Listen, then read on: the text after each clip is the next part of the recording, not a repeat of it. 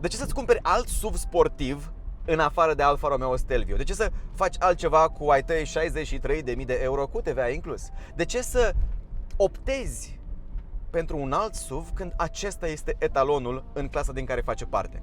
Sincer, mi-ar plăcea foarte mult să fiu europarlamentar. Aș da o lege ca în Uniunea Europeană toată lumea trebuie să tindă către un Alfa Romeo Stelvio. Cei care nu au bani nu-și cumpără, dar toți care au bani trebuie neapărat să-și cumpere un Stelvio. Nu-și cumpără? Închisoare. Pe viață. Și după aia statul le dă un Stelvio pe care trebuie să-l conducă obligați. Cred că aș face și o închisoare pentru asta. În fine, n-aș fi prea bun ca europarlamentar, dar Stelvio e bună ca mașină. Ce au în comun cumpărarea unui aspirator și cumpărarea unei mașini? Te uiți ce spun alți cumpărători. E comod, e rapid și e mai sigur să te inspiri din greșelile sau satisfacția altora care au fost în papucii tăi. Autovid.ro a lansat secțiunea de rating pentru vânzători. Acum poți vedea cum au evaluat alți cumpărători interacțiunea cu un dealer auto. Dacă anunțul corespunde cu starea mașinii și dacă suportul oferit se ridică la nivelul așteptărilor tale. Alfa Romeo Stelvio a primit un facelift. Un facelift înseamnă de obicei schimbări minore și într-adevăr și aici sunt schimbări, să zicem așa, care îți ușurează viața de zi cu zi, nu nimic care să schimbe așa experiența de condus. În continuare, Stelvio este o mașină distractivă pe viraje și, asta e cel mai interesant lucru, distractivă și la viteză joasă. Și toate chestiile astea fără să îi lipsească acel factor de confort de care ai nevoie când în 80-90% din timp mergi în mediul urban. Cred că Alfa Romeo Stelvio, care este unul dintre cele mai vândute modele ale producătorului italian, a făcut acest brand, această siglă, să însemne ceva și pentru cei din zilele noastre, nu doar pentru nostalgicii care acum au 40-50 de ani. Și cred că este un lucru extrem de important pentru acest brand valoros.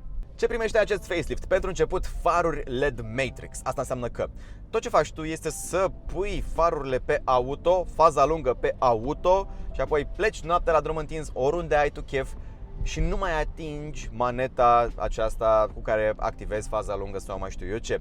Pentru că, evident, fiind faruri LED Matrix, mașina știe să decupeze pe participanții la trafic care îți vin din contrasens, astfel încât tu, în zona aceea unde sunt ei, nu trimiți deloc lumină din farurile mașinii, dar în restul câmpului tău vizual, unde întunericul predomină, pentru că de-aia mergi noaptea cu mașina, că e întuneric, în restul ariei tale vizuale, mașina inundă toată zona aceea cu lumină. Asta înseamnă LED Matrix, asta e partea cea mai tare, ai vizibilitate maximă chiar și atunci când ai participanți la trafic din contrasens.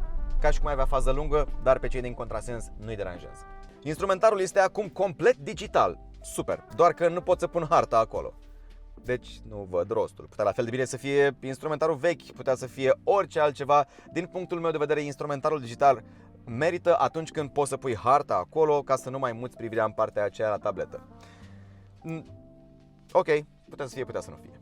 Și dacă până acum Stelvio nu vă impresionează din punct de vedere tehnologic, mașina aceasta primește NFT. Mai țineți minte numele ăsta NFT? Când era hype-ul, rage-ul și nebunia cu NFT-urile, toți trebuia să ne cumpărăm un NFT care era unic, care era... Ok, bun. De ce are mașina asta acum NFT când hype-ul NFT-ului a scăzut? Pentru că mașina aceasta utilizează tehnologia blockchain-ului într-un mod foarte inteligent. Ce anume? Practic, orice Stelvio, bine, treaba asta se aplică și la alte modele Alfa Romeo, dar eu acum vorbesc despre Stelvio, da? Orice Stelvio facelift îți cumperi, mașina are un fel de registru unic în care doar mașina poate scrie informații și pe care nimeni nu-l poate modifica. În acest registru, Stelvio-ul tău scrie tot felul de informații vitale.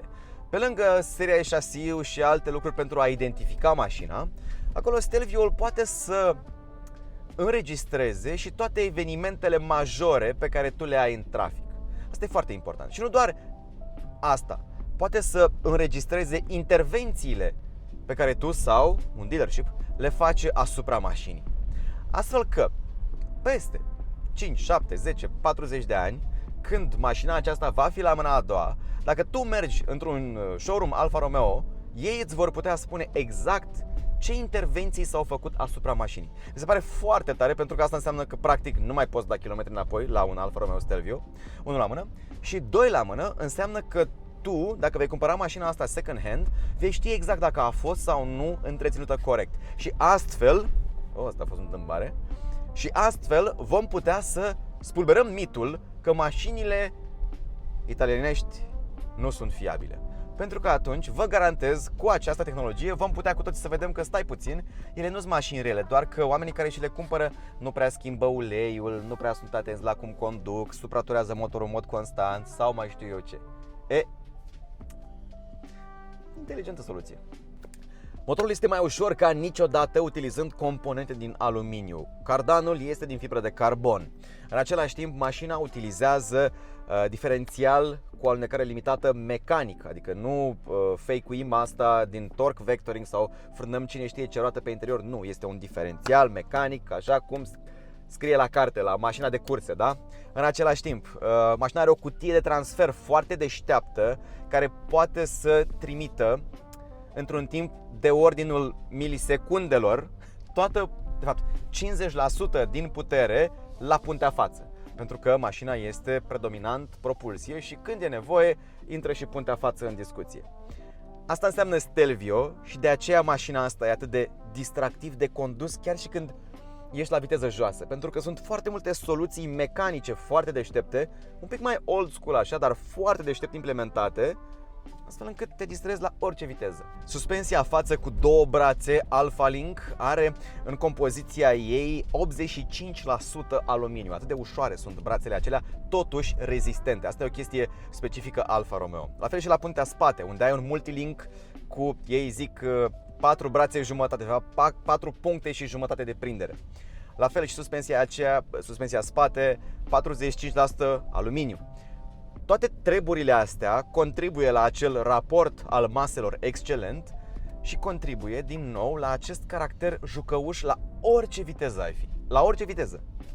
Încă o chestie deșteaptă cu această suspensie la puntea spate este că stabilizează foarte bine pe direcție longitudinală, astfel că imediat cum, nu știu, ești mai tare într-un viraj și iei un dâmb atât cu fața cât și cu spatele, modul în care spatele se așează, aproape că nici nu observi dâmbul ăla cu spatele. Poate cu fața îl observi, dar nici cu fața nu îl observi atât de mult. Dar cu spatele aproape că nu îl observi deloc. Și treaba asta se întâmplă pentru că suspensia e super deșteaptă și imediat așează roțile, astfel încât să nu se piardă deloc contactul cu asfaltul. Pentru că asta înseamnă manevrabilitate atunci când ești în viraj într-o mașină din aceasta de performanță. Înseamnă că roțile tale nu pierd contactul cu asfaltul și au, în mod constant, aderența pe care tu o aștepți ca să fii în control la orice viteză. Dar toate aceste lucruri nu înseamnă nimic dacă mașina nu îți oferă acea experiență unică Alfa Romeo. Credeți-mă, o oferă cu vârf și îndesat. Cred că ce reușește Stelvio cu brio și nu cred că reușește nimeni în această clasă, vă rog, aștept să-mi dați contraexemple, e acest sentiment de agilitate. Coloana de direcție foarte rapidă, doar un pic mișc de volan și mașina acolo se îndreaptă. 1 la mână. 2 la mână. Raportul maselor excelent. Masa nu este foarte mică, circa 1730 de kg este masa totală a acestei mașini. Dar să înțelegem, tracțiune integrală, 2.0 turbo benzină în 4 pistoane, ce dezvoltă 280 de cai putere, adică și o cutie ZF în 8 rapoarte, toate chestiile astea adaugă masă. 1730 pentru toate chestiile astea nu e atât de mult. Deci e clar că acolo unde italienii au considerat că trebuie să pună aluminiu, cum v-am spus, de suspensie și așa mai departe, toate chestiile astea au funcționat și din nou contribuie la această caracteristică pe care o resimți și la viteză joasă.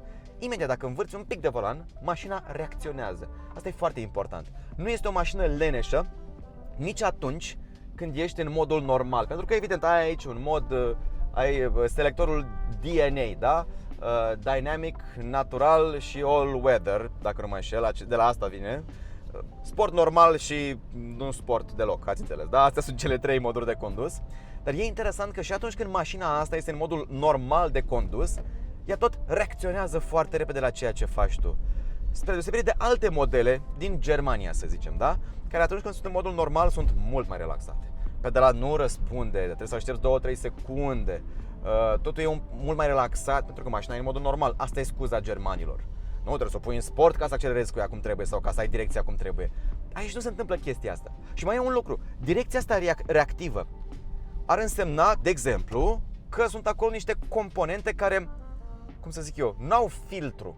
Asta ar însemna că tu trebuie să simți tot ce simt și roțile față sau cât mai mult din ceea ce simt roțile față, inclusiv de nivelările. Numai că nu știu cum au făcut italienii încât nu simți în volan vreo denivelare, nu simți nimic deranjant în volan chiar și când ești în oraș. Dar atunci când ești în afara orașului, pe asfalt bun, pe viraje, comunică cu tine așa cum trebuie direcția aceasta. Deci au reușit să facă un caracter dual foarte bine pus la punct, dar tot timpul jucăuș. 0-100 5,7 secunde. Ia amintiți-vă voi când eram noi mici, 5,7 secunde, orice sub 6 însemna supercar. Iar ăsta este un SUV cu care poți merge în viața de zi cu zi cu tracțiune integrală. 0-100 5,7 secunde. Și în continuare, asta e încă o chestie deșteaptă. Deși cutia ZF în 8 rapoarte îți permite să ai această performanță în accelerație, în același timp, când ești în oraș, în trafic din ăsta, nu smucește, nu te deranjează, nu te calcă pe nervi cutia, mașina nu reacționează în vreun mod dubios când retrogradează sau când accelerezi un pic mai tare și apoi iar e picior de pe accelerație și apoi, știți cum e în traficul din ăsta. Nimic nu se întâmplă dubios, nimic nu te face să te gândești, bă, stai, ce-a făcut mașina? Nimic. Și pentru că mașina aceasta este ușor de utilizat în trafic, nu reacționează urât atunci când treci peste linii de tramvai, de exemplu. Nu trebuie să încetinești, nu trebuie într-un fel sau altul să menajezi suspensia acestei mașini, pentru că, din nou, nu știu cum au reușit, dar au gândit foarte bine suspensia și amortizarea acestei mașini italiene, încât nu mi se pare o mașină lipsită de confort când ești într-un oraș ca București. Dar mă aștept să văd în comentarii acea persoană care o să spună: am avut eu un unchi care a avut un văr care a avut o Alfa Romeo acum 30 de ani și era stricăcioasă, și am mai avut eu un unchi care a avut una cu 60 de ani și, Doamne, nici nu putea să plece cu ea de pe loc, că trebuia să sufle în carburator. Bun, nu mai e cazul. Acum, Alfa Romeo oferă 2 ani garanție fără limită de kilometri plus încă 3 ani în limita a 150.000 de kilometri. Mașina asta de test are 11.000 de kilometri, deci nu este, să zic așa, prea virgină și a fost în mare parte utilizată pentru teste. Deci toți cei care au condus-o, ia frate să vedem ce poate.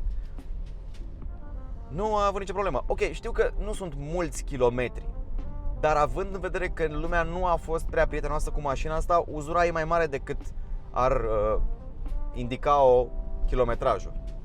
Cred că e momentul să ne relaxăm puțin de treaba asta cu mamă, Alfa stricăcioasă, că așa am auzit noi acest mit în mod constant propagat în media.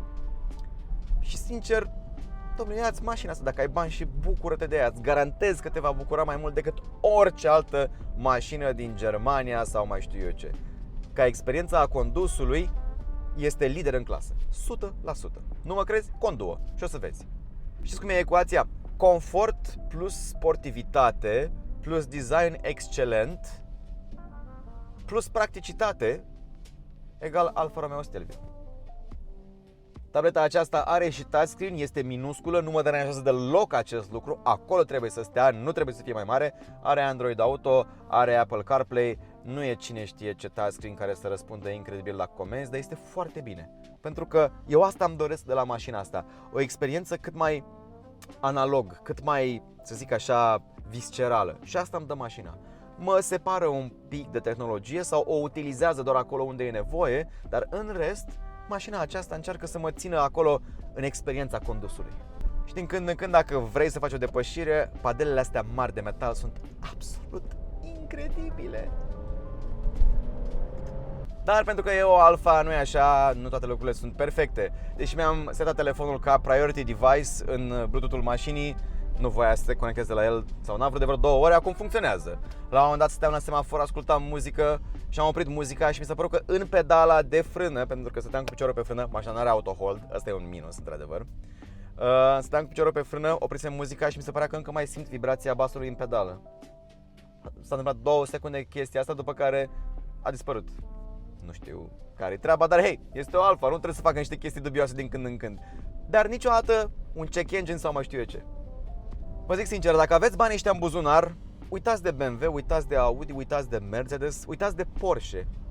Atât de plăcută este experiența de condus cu această mașină, încât nu e nevoie să mai țineți minte brandurile mai sus amintite, mai înainte amintite. Sunt sigur că nu e pentru toți, sunt sigur că nu toți vor avea încredere în ceea ce zic eu acum și sper să nu aveți încredere. Mergeți la un dealership, sunați la Auto Italia dacă sunteți din București și încercați la Colentina, cereți-le mașina în test, mergeți cu ea 5 minute și veți înțelege cum stă treaba. Dacă mașina asta ar avea și auto hold pentru traficul ăsta nasol și italienii ar putea o face să consume nouă în oraș, dar să-și păstreze identic performanțele pe care le are, atunci, vă garantez, aș face tot posibilul să intru în Parlamentul European să dau legea aia de care vă spuneam. Toată lumea va trebui să-și ia un Alfa Romeo Stelvio pentru că nu există mașină mai bună. Punct. Asta a fost review-ul meu. Rămâneți pe eBlog Auto. La revedere!